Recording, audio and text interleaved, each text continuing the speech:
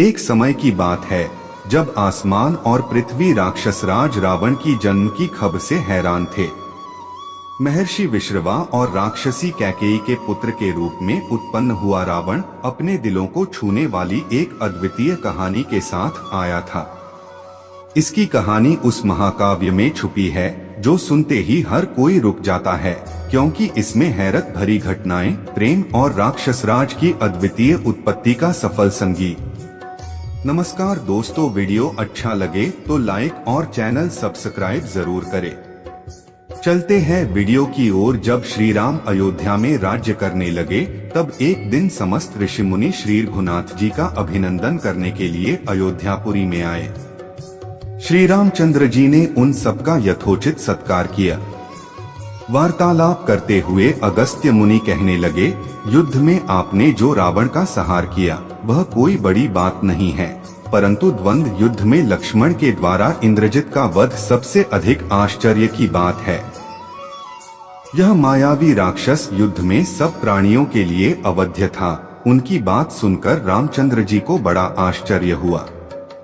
वे बोले, मुनिवर, रावण और कुंभकर्ण भी तो महान पराक्रमी थे, फिर आप केवल इंद्रजित मेघनाद की ही इतनी प्रशंसा क्यों करते हैं? महोदर, प्रहस्त, विरूपाक्ष भी कम वीर न थे। इस पर अगस्त्य मुनि बोले, इस प्रश्न का उत्तर देने से पहले मैं तुम्हें रावण के जन्म, वर प्राप्ति आदि का विवरण सुनाता हूँ। ब्रह्मा जी के पुलस्त्य नामक पुत्र हुए थे, जो उन्हीं के समान तेजस्वी और गुणवान थे। एक बार वे महगिरी पर तपस्या करने गए। वह स्थान अत्यंत रमणीक था, इसलिए ऋषियों, नागों, राजर्षियों आदि की कन्याएं वहां क्रीड़ा करने आ जाती थीं। इससे उनकी तपस्या में विघ्न पड़ता था। उन्होंने उन्हें वहां आने से मना किया। जब वे नहीं मानी तो उन्होंने शाप दे दिया कि कल से जो लड़की यहाँ मुझे दिखाई देगी वह गर्भवती हो जाएगी। शेष सब कन्याओं ने तो वहां आना बंद कर दिया, परंतु राजर्षि तृणबिंदु की कन्या शाप की बात से अनजान होने के कारण उस आश्रम में आ गई और महर्षि के दृष्टि पड़ते ही गर्भवती हो गई। जब तृणबिंदु को यह बात मालूम हुई तो उन्होंने अपने कन्या को पत्नी के रूप में महर्षि को अर्पित कर दिया। इस प्रकार विश्रवा का जन्म हुआ, जो अपने पिता के समान वेदविद और धर्मात्मा हुआ। महामुनि भरद्वाज ने अपनी कन्या का विवाह विश्रवा से कर दिया। उनके वैश्रवण नामक पुत्र हुआ। वह भी धर्मात्मा और विद्वान था। उसने भारी तपस्या करके ब्रह्मा जी को प्रसन्न किया और यम, इंद्र तथा वरुण के सदृश लोकपाल का पद पाया।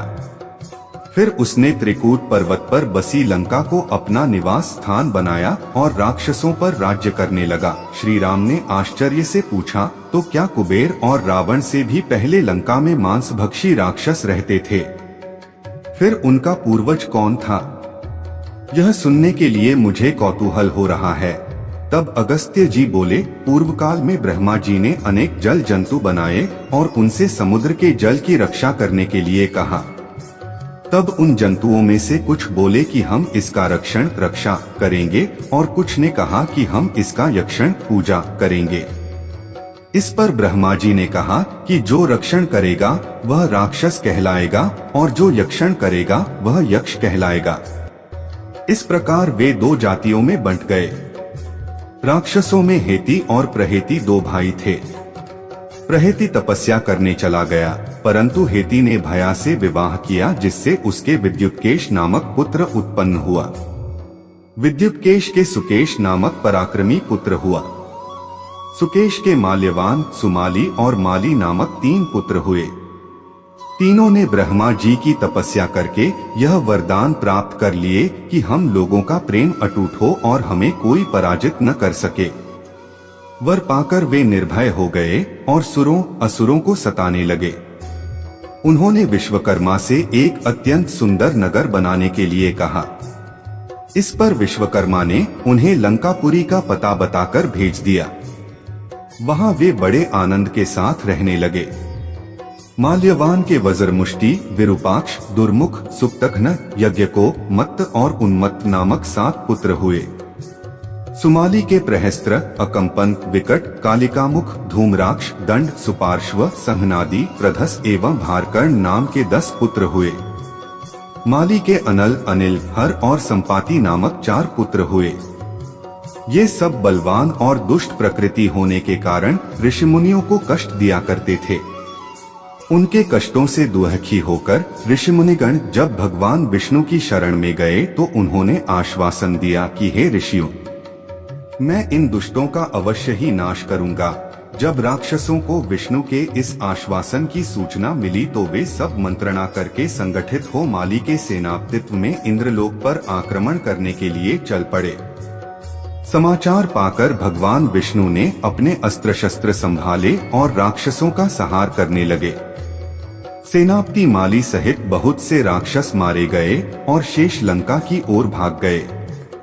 जब भागते हुए राक्षसों का भी नारायण संहार करने लगे तो माल्यवान क्रुद्ध होकर युद्ध भूमि में लौट पड़ा। भगवान विष्णु के हाथों अंत में वह भी काल का ग्रास बना। शेष बचे हुए राक्षस सुमाली के नेतृत्व में लंका को त्याग कर पाताल में जा बसे और लंका पर कुबेर का राज्य स्थापित हुआ। अब मैं तुम्हें रावण के जन्म की कथा सुनाता हूँ।